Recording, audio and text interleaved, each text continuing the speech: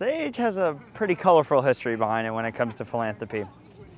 The building was built in 1915, but it took a year to get all the funds ready. And in that time, two major events happened that allowed this building to be built. See, first, in 1914, Lawrence University was received by a woman named Alice Miller, who said she had received a bequest of $300,000 and was willing to give $10,000 to build a new women's dorm. She was the star of campus, because $10,000 was a huge amount of money to give to a building. And so she was brought to dinner parties, she was, wined and dined for about 3 days.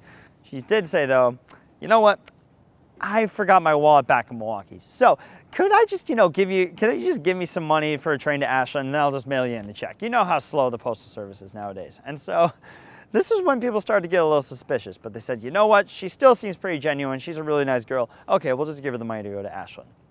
And so a few days later, Samuel Plants opens up his newspaper and sees on the front page a familiar face, Alice Miller in handcuffs.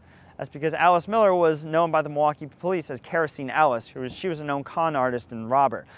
So Sage Hall wasn't looking too good at the time. You just had someone arrested, and honestly, you still don't have enough money to build a building.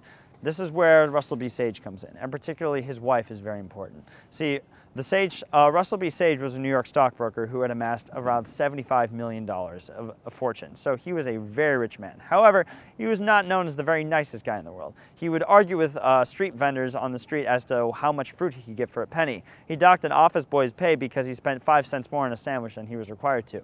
He even at one point was sued because someone tried to throw dynamite at his feet because they were disappointed in how he was dealing business, and what he did was he grabbed his assistant, put his assistant in front of him, and ended up injuring his assistant grievously so much that his assistant sued him.